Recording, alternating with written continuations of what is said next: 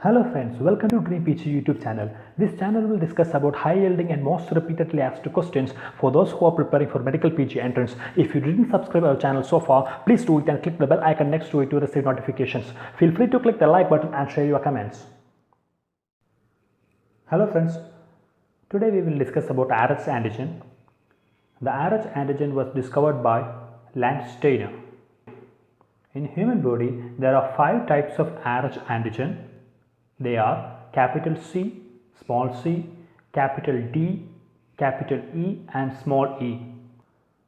Of these 5 types, the most immunogenic RH antigen is capital D. Isoimmunization with the RH antigen will lead to a pathological condition called erythroblastosis fetalis. Erythroblastosis fetalis was first reported by Levy. Erythroblastosis fetalis is a triad which includes immune fetal hydrops, icterus gravis neonatorum, and congenital anemia of newborn. This triad is described by Diamond. We will look into more details of hydrops fetalis. Hydrops fetalis is characterized by excess fluid accumulation in 2 or more places. It will lead to polyhydramnios and edema. Due to the hypoxia, there will be associated placental hyperplasia in hydrops fetalis. We can basically divide the hydrops fetalis into 2, immune hydrops fetalis and non-immune hydrops fetalis.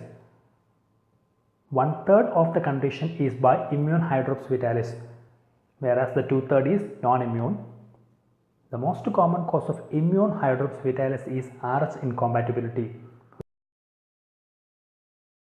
Most common cause of non-immune hydrops fetalis is alpha thalassemia.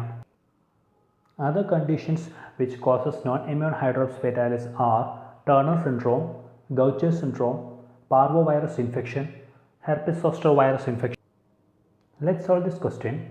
Prenatal complications associated with RH isoimmunization are all except option A, non-immune fetal hydrops, option B, icterus gravis neonatorum, option C, congenital anemia, option D, fetal death.